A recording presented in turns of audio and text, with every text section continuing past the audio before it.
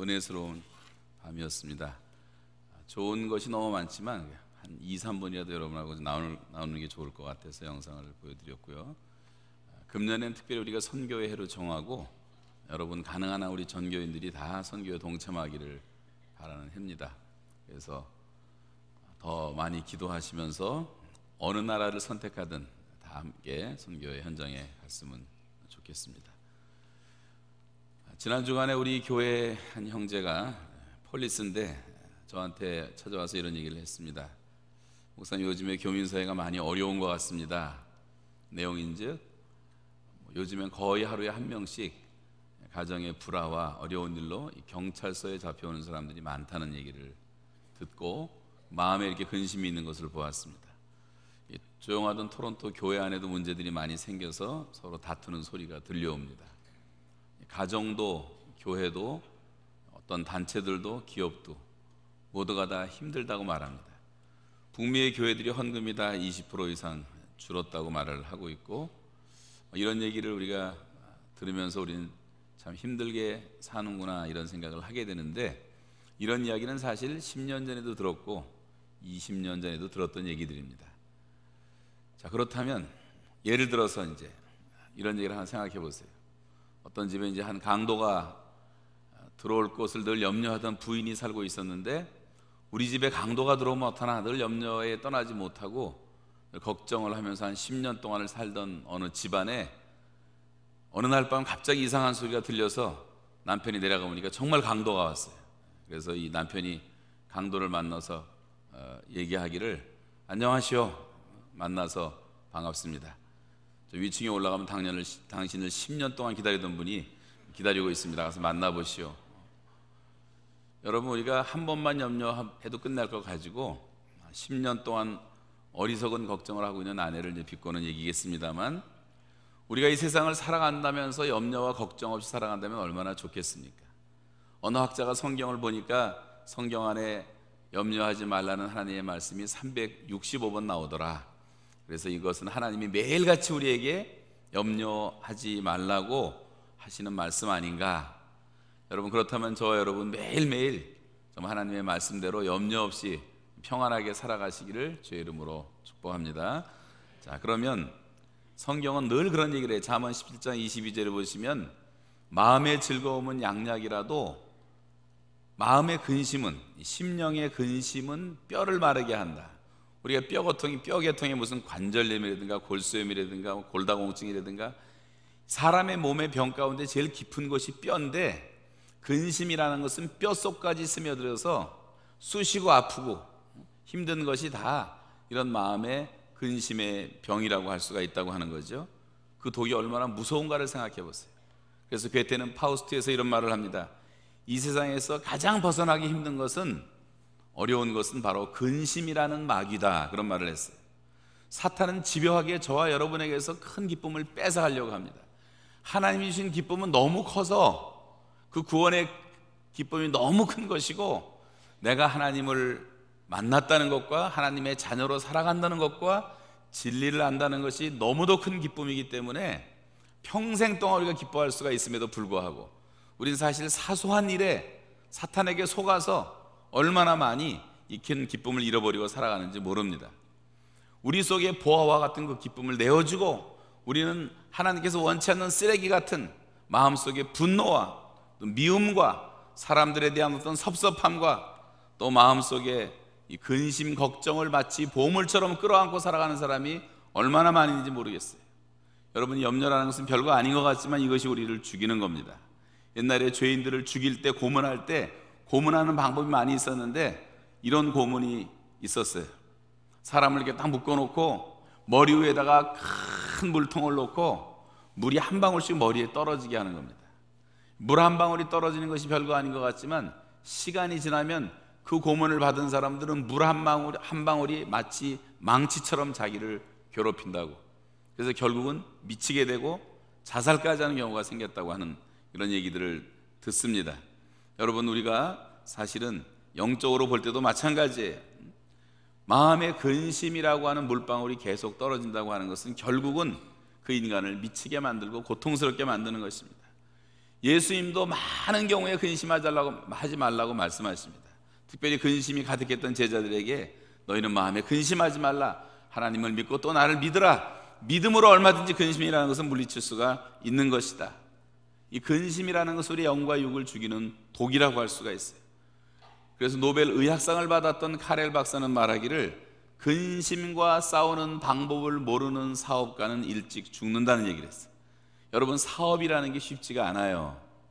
그래서 이 근심과 싸우는 법을 배울 줄 모르는 사업가들이 많이 쓰러지잖아요. 근심이라는 게 만만한 병이 아니라고 하는 거죠. 우리 교민사에 안개처럼 깔려있는 그 무드, 이게 다 지금 거쳐져야 되겠는데 하나님은 계속 태양을 보내시는데 이런 무드 때문에 얼마나 많은 사람들이 염려와 근심 속에 살아가는지, 오늘 성경은 이 근심이라는 것을 대신할 기도라든가 믿음이라든가 기쁨이라든가 평안이라든가 뭐 이런 얘기를 좀 하고 있는데, 이걸 간단히 한번 다시 정리하면서, 오늘 본문을 모르는 사람 아무도 없지만 여러분 정말 믿음으로 다시 말씀을 받았으면 좋겠어요. 어떻게 우리가 염려를 이길 수가 있겠는가? 첫 번째는 순종하는 겁니다. 순종. 하나님 말씀에 내가 순종하는 거예요. 염려는 순종으로 이기는 것입니다. 오늘 6절 말씀에 아무것도 염려하지 말라는 것은 명령형으로 되어 있고, 예수님의 가장 유명한 설교 산상설교 마태복음 6장의 한 패러그래프 읽어보면 예수님이 7번씩이나 염려하지 말라는 명령을 하십니다. 염려하지 말라, 염려하지 말라. 염려라는 단어는 원래 우리의 마음들이 나누인다는 뜻 아니에요? 마음이 나누인다. 우리가 뭘 먹을까, 뭘 마실까, 뭘 입을까, 이 사람들의 생각에 늘 이방인들은 마음이 나뉘어져 갖고 집중을 못하는 거죠. 예수께서 천국 비유를 말씀하시면서 왜 우리가 천국 백성으로 이 땅을 살지 못하고 열매를 맺지 못하는가? 우리 마음속에 어떤 때는 마치 가시떨기 안에 떨어진 씨앗과 같다 그랬어요. 가시떨기라는 것은 근심이라고 주님이 말씀하세요. 그 근심이라는 것이 우리 속에서, 내 안에서 하나님이 역사하지 못하게, 성령의 열매가 맺히지 못하게 만든다고 하는 거죠. 우리가 살고 있는 이 시대를 가리켜서 불안의 시대라고 말하고 염려의 시대라고 말합니다. 여러분, 지금 우리가 살고 있는 시대가 얼마나 편리한 시대가 됐다는 것은 말할 필요가 없을 거예요. 옛날에 우리가 밥 한 번 먹으려면, 지금도 가난한 나라 가면 그러는 것처럼 산에 가서 나무에다가 말려다가 불 때 가지고 밥을 해 먹고, 지금은 여러분 그런 사람 어디 있습니까? 아무리 가난해도 우리가 스위치 하나 틀면 가스가 나오고, 스위치 하나 누르면 전기밥솥, 요즘엔 또 뭐 밥이 됐다 안 됐다 뭐 잔소리까지 해가면서 얼마나 편리한 시대가 됐는지 몰라요. 자, 그렇지만 현대인들은 편하게 살지만 이 가스가 폭발될지 모른다는 이 가스 폭발에 대한 고민이 다 있어요. 과거에는 여행을 다닐 때 다 걸어 다녔어요. 사고의 가능성이 별로 없었지만 지금은 다 자동차 타고 다니고, 지금은 기차 타고 다니고, 지금은 비행기 타고 다니고, 그래서 사람들이 자동차 사고에 대한 고민이 생겼고, 열차가 탈선하면 어떡하나, 비행기가 추락하지 않을까, 새로운 또 다른 고민들이 사람들에게 많이 생겼어요. 여러분, 우리가 큰 집에서 편리하게 사는 것 같지만 이 몰개지에 대한 고민을 다 안고 살아가는 사람이 얼마나 많은지.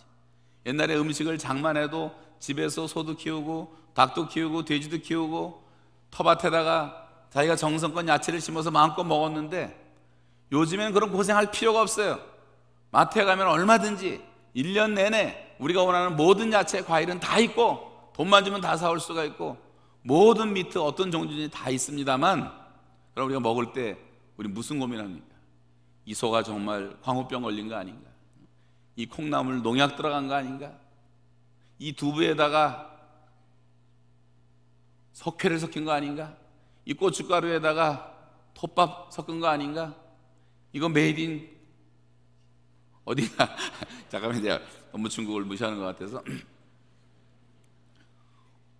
애틀란타 갔더니 애틀란타에 있는 한국 식품이 15개인가 큰 개가 있는데 그게 다 잘 된대요. 한국 사람은 줄어가는 데서. 왜 그러냐 그랬더니 중국 손님이 60%라고. 중국 손님이 자기네 상품을 믿질 못하기 때문에 한국 식품을 팔아준다는 얘기를 들었습니다만, 여러분, 이 현대인들이 그렇게 편하게 사는 것 같지만 오히려 더 많은 고민과 염려를 안고 살아가는 겁니다. 이 걱정이라든가 이런 단어를 쓸 때 우리가 근심, 영어로는 worry라고 하는데, worry라는 말이 원래 물어 뜯는다는 말이에요. 싸나운 짐승이 달려들어서 공격할 때 목을 딱 잡아가지고 질식할 때까지 붙잡고 있는 것처럼 염려의 사람이 한번 붙잡히면 그 인간의 영혼이 질식할 때까지 우리에게 고통이 된다는 거예요. 그래서 염려라는 것은요, 모든 에너지만 소비하는 것뿐이에요. 염려라는 것은 우리한테 굉장히 해로운 거예요. 이건 하지 말아야 된단 말이죠. 그래서 하나님이 하지 말아라 명령한 거예요. 누군가 재미있게 표현을 했는데, 염려라는 것은 마치 자동차가 달릴 때 기아 변속을 누트럴에 놓고 엑셀레터를 밟는 것과 같다. 여러분, 기아를 중립에 놓고 엑셀레터를 밟아보세요. 왱 하면서 엔진만 다 망가지고 소리는 시끄럽고 기름은 한없이 나가고 속도는 나지도 않고 에너지만 소비하고 아무런 유익이 없는 것들. 우리가 이런 근심 걱정이라는 것은 다 우리의 정력만 소비할 뿐이고 우리의 영혼과 육체까지도 다 소모하는 것입니다. 그래서 이것은 마치 기어를 중립에 놓고 엑셀레터를 밟는 것과 같다고 하는 것입니다. 쓸모없는 짓이라고 하는 거죠. 기도의 아버지라고 말하는 조지 밀러가 한 유명한 얘기 가운데, 염려의 시작은 신앙의 종말이고 참된 신앙의 시작은 염려의 종말이라는 말을 했어요. 자, 우리가 염려가 시작되면 신앙이 중단되는 것이고 진짜 믿음의 생활이 시작되면 염려가 중단될 수밖에 없는 것입니다. 근데 이 불신자들은 대개는 하나님을 불신하기 때문에 갖가지로 마음이 나눠져 갖고 염려하는 것이 특징이라고 말씀을 하고 있어요. 염려라는 것은 해봤자 아무런 소용이 없는 것이기 때문에 무익하거나 유해한 것이기 때문에 하지 말라고 말씀하고 있는 것입니다. 예수께서 말씀하시잖아요. 너희가 염려한들 키가 한 자나 더 자라겠느냐. 너희가 염려한다고 너희의 생명이 1분이라도 더 길어지겠는가? 키 작은 사람들은 컴플렉스가 있어가지고 어떡하든지 키 커보려고 하면 뼈까지 깎는데, 그 염려를 하는 염려 주사를 평생 맞는다고 해서 키가 자라겠냔 말이에요. 오히려 더 반대 현상이 나타날 겁니다. 좀 더 오래 살아보려고 1년, 2년 애를 쓰지만 염려하는 숫자대로 내 생명이 늘어난다면 1000년도 살 수 있지 않겠어요? 그러나 현상은 더 반대 현상이 일어날 수밖에 없는 것입니다. 사람들은 더구나 일어나지도 않은 일, 일어날 수도 없는 일, 또 거의 다 미래적이고 불확실한 것에 대해서도 얼마나 많이 걱정을 하는지. 우리 속담에 걱정도 팔자라는 말이 있지만 정말 그런 분들이 계시는 것 같아요. 여러분 중에 그런 분이 계시다면 오늘 밤에 염려를 좀 믿음으로 다 날려보내시기를 바랍니다. 어떤 교회 집사님이 염려가 늘 충만한 분이 계셨어요. 성령 충만해야 되는데 염려 충만. 근데 기도를 하는데 하나님이 그 여자가 불쌍해가지고 한순간에 염려를 다 하나님이 다 가져가 버렸어요. 염려가 다 없어졌습니다. 그랬더니 그 집사님이 하시는 말이, 아휴, 이제는 아무런 염려할 것이 없어서 큰 걱정이야. 염려할 게 없는 게 또 걱정이에요. 없는 게. 여러분, 염려도 은사입니까? 그건 은사가 아닙니다. 염려하는 사람은 어떤 상황에서도 염려를 해요. 그리고 대개 다 미래형이에요. 혹시 요즘 하도 암이 많으니까, 조금만 이상이 생긴 것도 암이 아닐까, 혹시 우리 애가 이렇게 되지 않을까, 혹시 어제 꿈자리가 뒤숭숭했는데 오늘 사고 나지 않을까, 뭐 일어나지도 않을 일들의 대다수가, 걱정해도 아무런 도움이 되지 않는 일들을 우리가 얼마나 많이 걱정하고 있습니까? 그래서 아서 랭커라고 하는 사람은, 사업을 하는 사람이 사업이 좀 부진해갖고 매일매일 이렇게 걱정하면서 살아가다가 번뜩 이런 지혜가 오르더래요.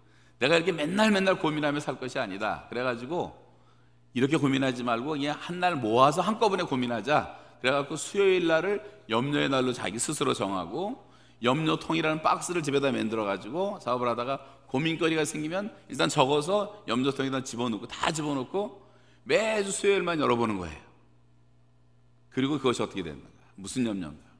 근데 그분이 그런 생각을 하다 한 얘기가 뭐냐면, 자기의 경험 속에서 수요일 날만 염려하기로 결정하고 다 적어놓고 보니까, 나중에 읽어보니까, 지나고 보니까 염려할 필요가 없었던 것이 이렇게 많고, 염려해도 해봤자 아무런 소용없는 것들이 대부분이고, 염려할 필요가 없더라고 하는 거죠. 자, 그래서 염려라고 하는 것은 사실은 백해무익한 것이다. 여러분, 마음속에서 염려만 사라져도 인생은 다시 형통하게 되어 있습니다. 오늘 예배 시간에 여러분 속에 있는 모든 염려가 다 날아가 버리고 하나님의 평강이 찾아올 수 있기를 축복합니다.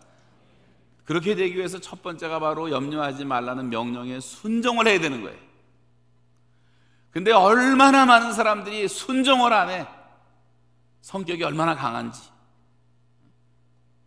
그것도 무슨 은사인지. 여러분, 염려는 할 필요가 없는 거예요. 두 번째는 우리가 잘 아시는 것처럼 염려를 이기는 것은 바로 기도와 간구입니다. 기도와 간구로 이기는 거예요. 옛날 성경에는 오직이라 해서, 오늘 성경에는 다만, 오직 모든 일에 기도와 간구로, 염려하지 말고. 근데 이게 쉬운 일인가요? 사람이 자기 마음을 다스리는 게 얼마나 힘든지 성을 빼앗는 장군보다 마음을 다스리는 것이 더 어려운 것이라고 한 성경 말씀도 있지 않습니까? 우리 당나라의 시인 가운데 유명한 이백이라고 하는 사람이 쓴 시 가운데 이런 시가 있어요.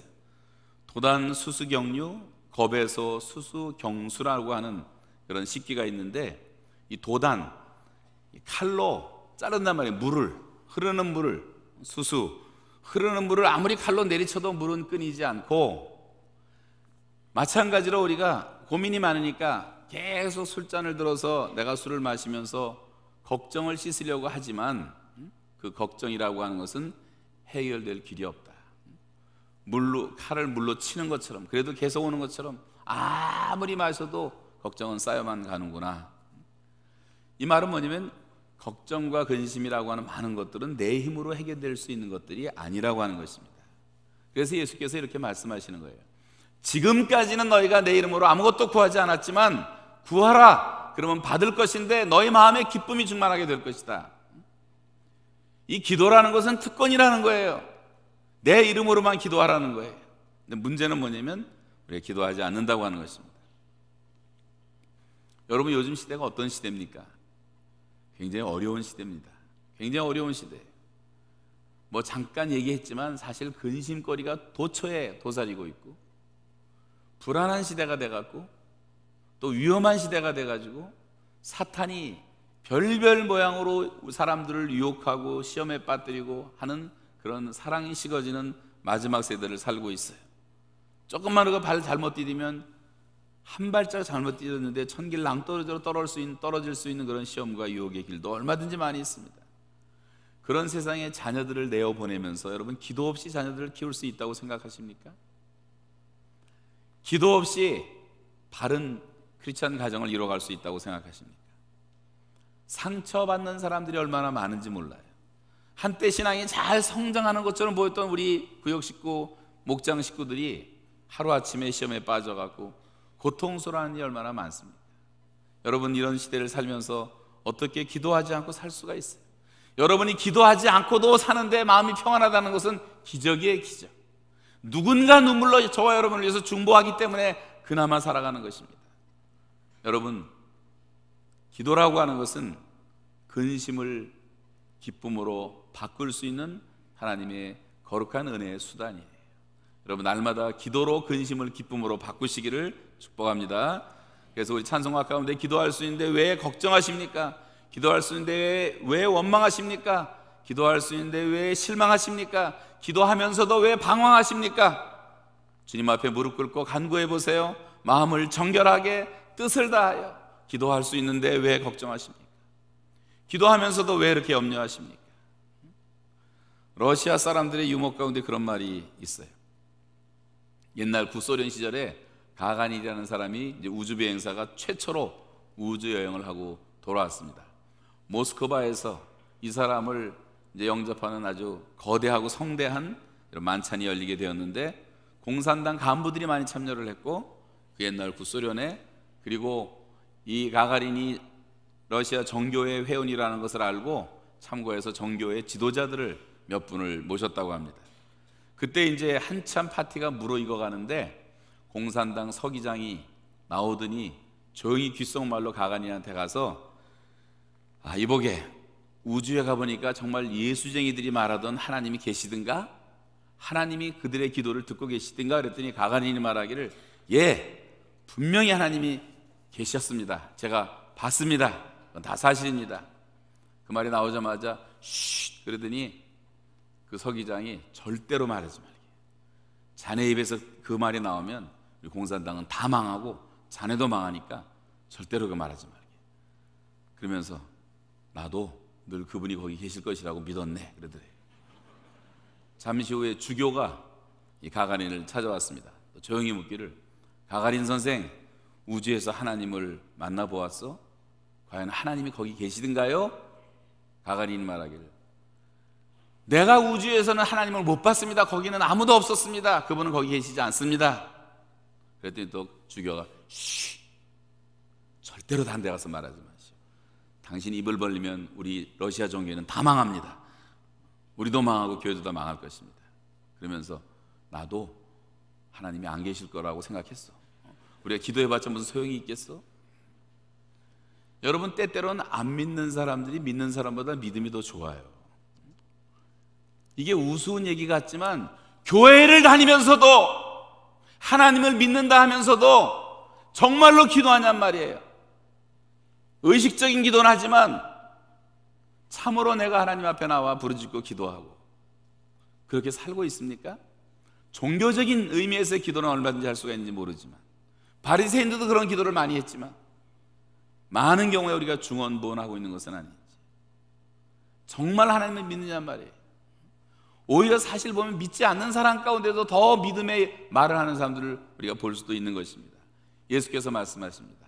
너희가 지금까지는 아무것도 구하지 않았지만 이제부터는 너희가 특권이 있다. 나로 인해서 무엇이든지 원하는 대로 구하라.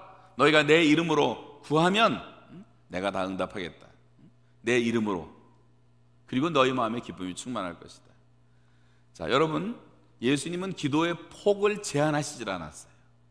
무엇이든지라는 말 속에는 우리가 갖고 있는 많은 고민 가운데 마음의 고민도 종류가 수도 없이 많지 않겠어요? 사업의 고민도 얼마나 종류가 많겠어요? 관계의 고민, 우리가 다 많은 관계를 맺고 살아가는데 얼마나 많은 고민이 있겠습니까?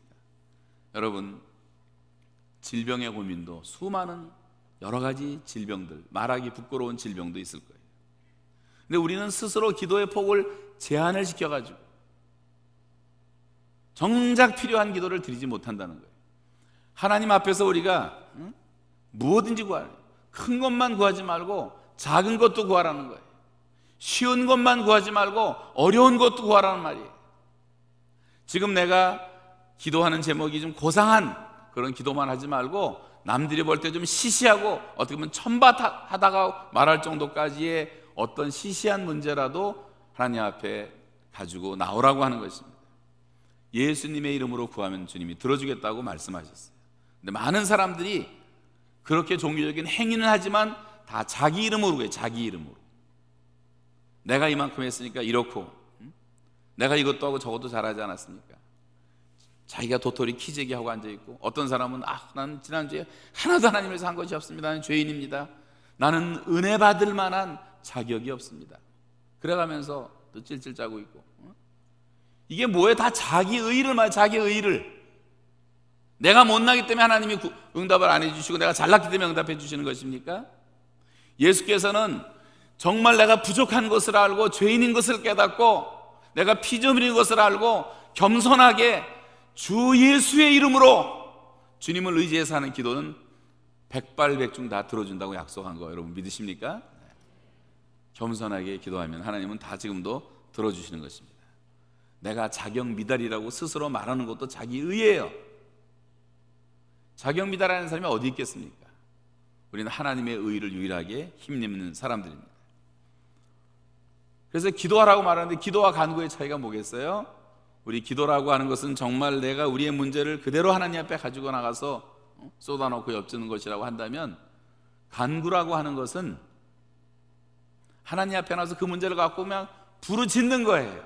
기도라는 것이 하나님과 내가 주고받는 일상적인 대화라고 한다면, 간구라고 하는 것은 그 문제를 놓고 하나님 앞에 집요하게 간절하게 지속적으로 구하는 기도라고 하는 그런 차이가 있는 것이라고 할 수가 있습니다. 자, 그런 의미에서 기도해도 여러분 염려의 문제가 물러가지 않으면 어떻게 할 것인가? 특별한 기도로 들어가야 돼요. 5분에서 안 됐으면 1시간 작정하고 기도해보세요. 1시간. 1시간 기도로 안 되면 반나절 한번 기도를 해보세요. 한나절 기도원에 가서 리트리트 한번 해보세요. 철야도 해보세요. 금식도 해보세요. 예수께서도 이런 류는 기도와 금식이 아니면 나가지 않는다 그랬어요. 마귀도 좀 세게 역사하는 것들이 있고 귀신도 다 종자가 다르기 때문에 좀 끈질긴 귀신들은 좀 끈질기게 쫓아낼 필요가 있어요. 여러분, 물어보겠습니다. 문제를 물리치는 것이 더 쉽겠습니까? 아니면 염려를 물리치는 것이 쉽겠습니까? 마음으로 대답해 보세요. 우리가 문제를 물리친다는 것은 쉽지가 않은 것이, 그 문제 자체가 불가능한 것이 많기 때문에. 그러나 내 마음의 염려를 물리친다는 것은 그렇게 어려운 일이 아니에요. 예수께서 이렇게 말씀하십니다. 중풍병자에게 내 죄사함을 받았느니라 그러면서, 내가 죄사함을 받았느니라 하는 말과 일어나 내 상을 가지고 걸어가라 하는 말 가운데 어느 말이 더 쉽겠느냐? 쉬운 거 택하란 말이죠. 예수님이 그렇게 어려운 문제를 내시지 않고 힘든 일을 시키는 게 아니에요. 우리 마음에 염려만 물러가면 대부분 많은 것들이 해결될 수 있다는 말입니다. 그러니까 염려라고 하는 것은 바로 영적 생활의 부족에서 오는 거예요. 우리가 죄사함의 문제가 해결되고 이런 불신의 문제가 해결되면 모든 염려는 사라지게 돼 있다, 그런 말이에요. 예컨대 우리가 종종 그런 비유를 듭니다만, 우리가 쥐 같은 것을 우리가 설치류라, 설치류, 쥐라든가 햄스터라든가 두더지 같은 정도들을 설치류 하잖아요. 설치, 이빨에 앞에 있는 그 날카로운 이빨들이 있는데, 이놈들은 땅에 살거나 땅 속에만 살아야 돼요. 땅 속에. 두더지는 땅 위로 올라오면 1시간 이상을 살 수가 없어요. 반드시 땅 속으로 다시 들어가요. 이런 놈들은 올려놓을수록 빨리 죽어요. 근데 어느 날 옛날에 어떤 험 비행기를 운전하는 조종사가 조종을 하고 가고 있었는데 이상한 소리가 들려서 보니까 비행기 안에 쥐새끼가 들어와 있는 거예요. 근데 쥐가 선을 막 갉아먹고 있는 거예요. 만약에 무슨 일이 터지면 비행기가 추락을 하니까 얼마나 겁이 났겠어요. 그래서 기술을 하늘로 돌려갖고 쭉 올라갔더니 한 2만 피트 올라가니까 금방 죽어버리더래요, 쥐가. 여러분, 내 안에 있는 염려라는 이 쥐새끼들, 여러분이 영적 고도를 높여야 되는 거예요. 영성을 회복해야 되는 거예요. 그러면 염려라는 모든 쥐는 한순간에 사라지게 된다는 교훈이 아니겠습니까? 우리가 다윗이 어려울 때 그렇게 찬송하고 기도했어요. 아까 우리 성가대 찬양한 내용도 시편의 말씀입니다. 그런 말씀인데, 우리 같이 한번 시편 46편만 한번 읽겠습니다. 1절로 3절 시작.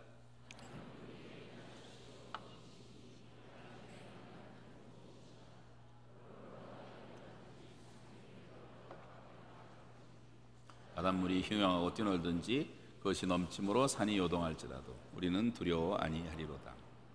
아멘. 염려가 사라지고 마음의 평안이 오면 우리는 하나님의 모든 응답에 대해서 보장을 받은 것이나 마찬가지니까 만사활동을 할 수밖에 없는 것입니다. 그래서 주님께서는 이것을 위해서 우리에게 명하시기를 다시 염려하지 말라고 말씀하시고, 순종하는 자들에게 그러면 쉬지 말고 너희들은 기도해라, 쉬지 말고 기도해라, 이렇게 말씀하십니다. 여러분, 그러므로 기도와 간구가 부족하지 말아야 돼요. 여러분, 기도 생활을 다시 회복하시기를 주의 이름으로 축원합니다. 세 번째는 감사입니다. 우리가 이 모든 염려를 이기는 것은 감사예요. 순종과 기도와 세 번째는 감사 생활이에요. 빌립보서 4장 6절로 7절 우리가 읽은 본문 말씀에 중요한 것은 이 단계적으로 이제 이 명령에 순종할 것을 요구하시고, 그 대신에 하나님 앞에 나와 기도하고 간구하는 가운데 우리에게 찾아오는 하나님의 은혜는 바로 이 감사라는 영성인데, 우리가 이 기도하다 보면은 많은 경우에 하나님이 깊은 기도를 들어가면 성령의 임재함을 경험하게 되고, 성령이 우리의 기도를 도와주다 보면 지혜가 생겨요. 지혜가, 마음에 어떤 지혜도 생기고, 그러면 내가 갖고 있는 어떤 문제에 대한 길이 보여요. 어떤 경우는 지금 내가 그렇게 하나님을 원망하고 힘들어했던 그것이 복이었다는 사실도 깨닫게 돼요. 이 깨달음이 온다는 게 중요한 거예요. 사람이 이해하고 깨달아지고, 그렇게 되면 그때부터는 나도 모르는 어떤 감사가 생겨나요, 마음속에. 이게 다 감사한 일이라는 생각이 들어가는 거죠. 이 감사의 기도, 믿음의 기도는 하나님께 영광을 돌리는 기도가 될 수가 있는 것입니다. 그래서 우리가 좋으신 선하신 하나님을 생각하면 너무나 감사하게 되는 거죠. 그런데 믿는다고 기도하지 않는 잘못을 우리가 범하는 경우가 얼마나 많은지 몰라요. 나는 믿습니다. 그런데 기도는 안 해요. 나는 별로 염려가 없습니다. 그런데 감사를 안 해요. 우리가 믿음과 기도라는 것은 뗄 수가 없는 거예요. 믿고 기도하고 믿는 거예요. 염려하지 않는다는 것보다 더 적극적인 것은 감사하라는 거예요. 그래야지 염려가 내 안에 들어올 수가 없다고 하는 것입니다. 여러분, 이번 한 주간, 돌아오는 한 주간 정말 하나님 앞에 감사로 영광을 돌리시기를 바랍니다. 사도 바울은 빌립보서를 쓰면서 지금 오늘 염려하지 말라고 말하는데, 빌립보 교인들이 염려에 붙들릴까 봐 걱정해 쓰는 것이 아니라 그건 아주 소극적인 단계고, 바울은 정말 그들이 기뻐하도록, 항상 기뻐하도록 그런 마음을 갖고 이것을 쓰고 있는 것입니다.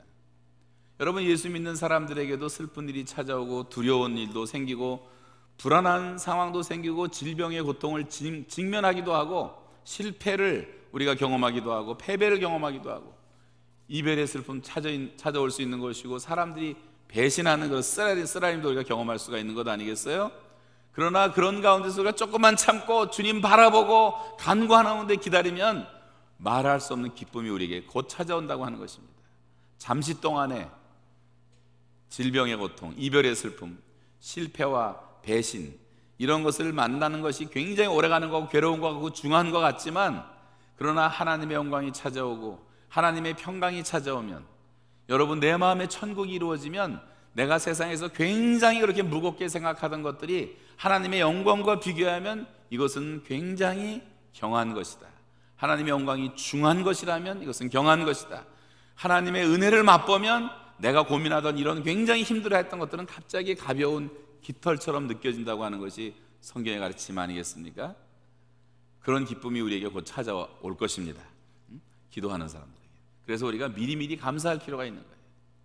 1904년에 마틴이라는 목사님 부부가 9살짜리 자기 아이를 데리고 뉴욕을 방문하게 되었는데, 그 방문한 동안에 병이 나가고 부인이 너무 심한 병에 걸려가지고 병상을 한시도 떠나지 못하고 있었을 때 어느 교회에서 주일 저녁 예배 설교를 해달라는 부탁을 받게 됩니다. 지금 자기가 없이는 간호할 수가 없으니까 부인을, 그래서 그 병상을 떠나지 못하고 설교를 막 거절하려고 하는 차에 9살 난 아들이 이런 말을 하더래요. 아빠가 오늘 밤에 해야 될 설교가 하나님이 원하시는 것이라면 아빠가 안 계시는 동안에 하나님께서 엄마를 돌봐주지 않겠어요?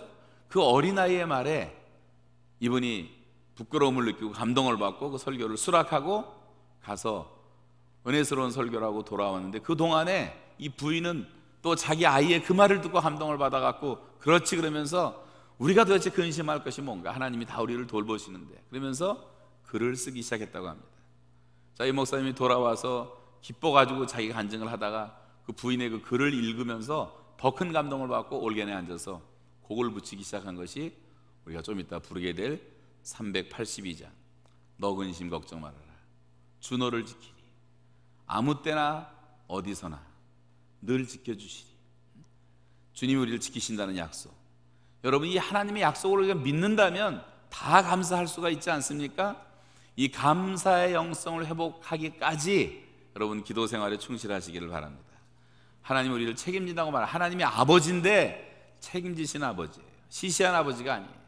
그래서 베드로 사도 전서 5장 7절에서 너희 염려를 다 주께 맡기라, 이는 그가 너희를 돌보심이라.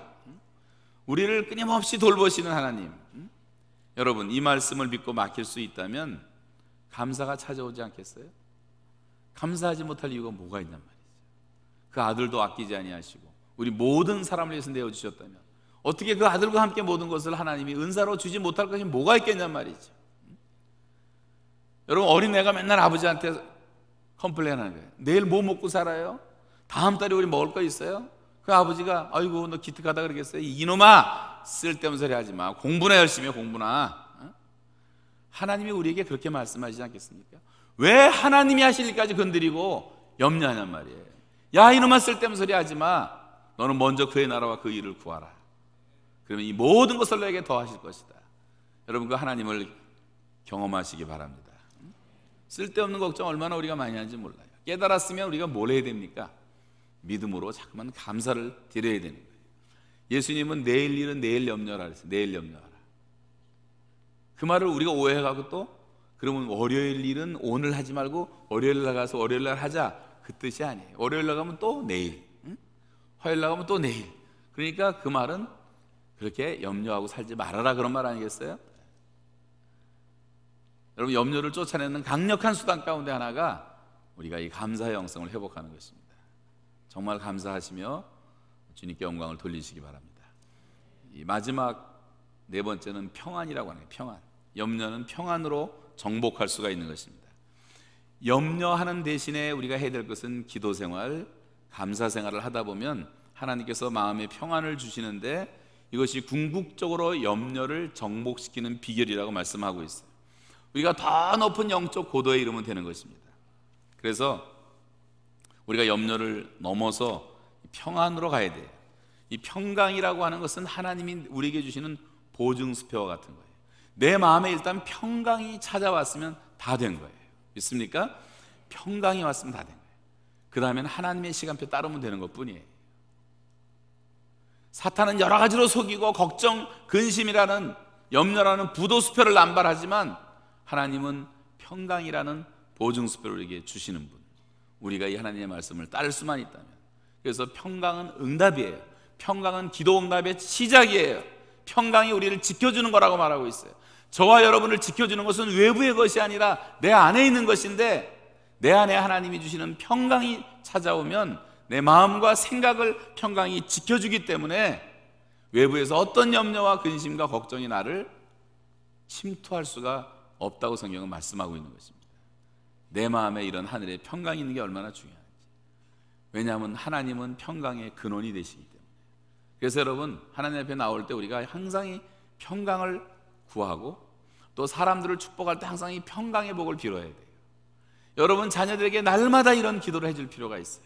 우리 잘 아는 민수기 6장 26절, 시편 29편 11절 같이 한번 읽어주세요. 시작. 여호와는 그 얼굴을 내게로 향하여 드사 평강 주시기를 원하노라.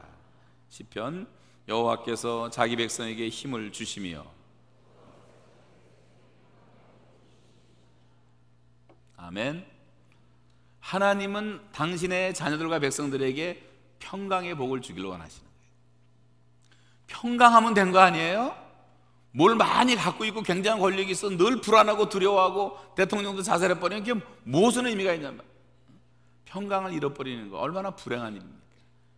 내 생각은, 너희를 향한 내 생각은 내가 안다, 재앙이 아니야, 평안이라 그랬어요. 평안이라고. 여러분, 하나님은 항상 우리가 평강 가운데 있기를 바라십니다. 여러분, 모든 사람에게 축복할 때 평강의 복을 비시기를 바라요. 그것이 그에게 임하면 우리 모든 관계가 좋아지는 거고, 그가 그걸 거부하면 그 평강은 나한테 돌아온다고 말씀하고 있습니다. 제가 이 말씀을 마치면서 한 가지 짚고 넘어갈 것은 뭐냐면, 그러면 아무 염려하면 안 됩니까? 좋은 염려도 있지 않습니까? 좋은 염려가 있어요. 성경에 보면 어떤 것을 우리가 반드시 염려를 해야 되는 것들이 있어요. 염려를 안 하는 게 잘못된 게 있어요. 예를 들면 많지만 우리 한두 가지 예를 들어보면, 첫째는 이제 교회를 위해 있는 것은 염려하라 그랬어요. 염려하라. 사도 바울이 고린도 후서 11장에 보시면 자기가 많은 고생한 걸 다 이게 간증을 하다가 맨 마지막에 한 얘기가 이런 말이에요. 오히려 날마다 내 속에서 눌리는 일이 있으니 곧 모든 교회를 위하여 염려하는 것이라.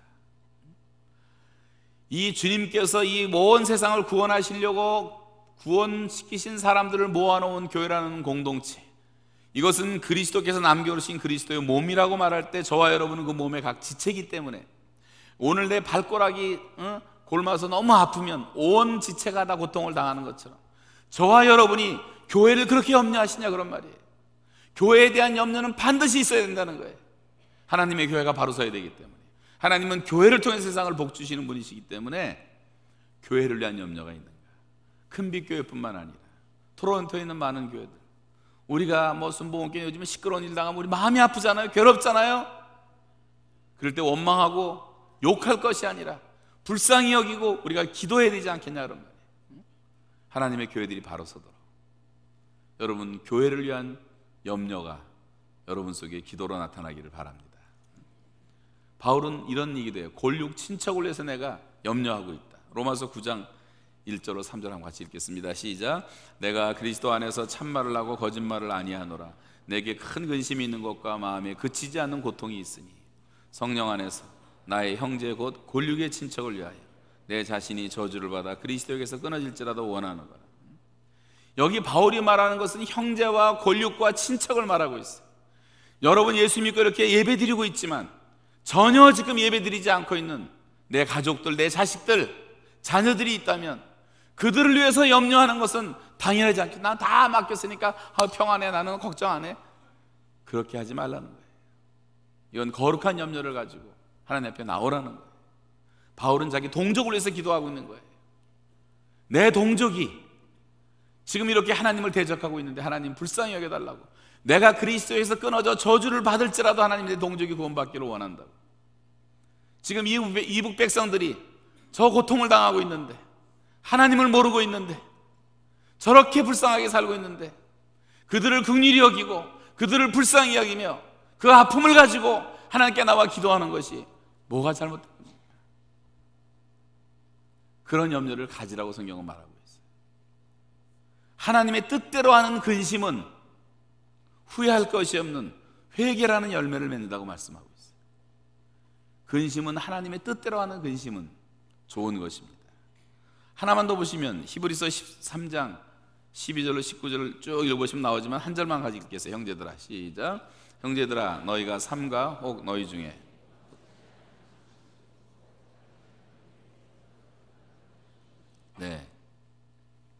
우리 형제 중에 누가 사탄의 꼬임에 넘어가서 확신을 품고 이 축복에 대열해서 하나님을 떠난 게 죽음 아니에요?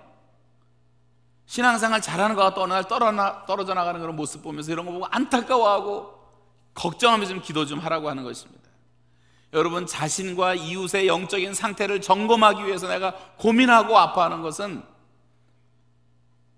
하나님이 보실 때는 아름다운 거예요. 그런 근심은 하나님의 뜻을 이루는 근심이라고 성경은 말씀하고 있어요. 그래야지 우리가 회개하고 성숙하게 되기 때문에. 말씀을 마칩니다. 이사야 26장 3절에 주께서 심지가 견고한 자를 평강에서 평강으로 인도하시니 이는 그가 주를 신뢰 의뢰함이니이다. 여러분, 우리가 정말 흔들리지 않는 믿음을 갖고 있는 사람들에게 하나님은 평강에 평강을 더하신다 그랬어요. 내 마음속에 계속 평강이 흘러나야 되는 거예요.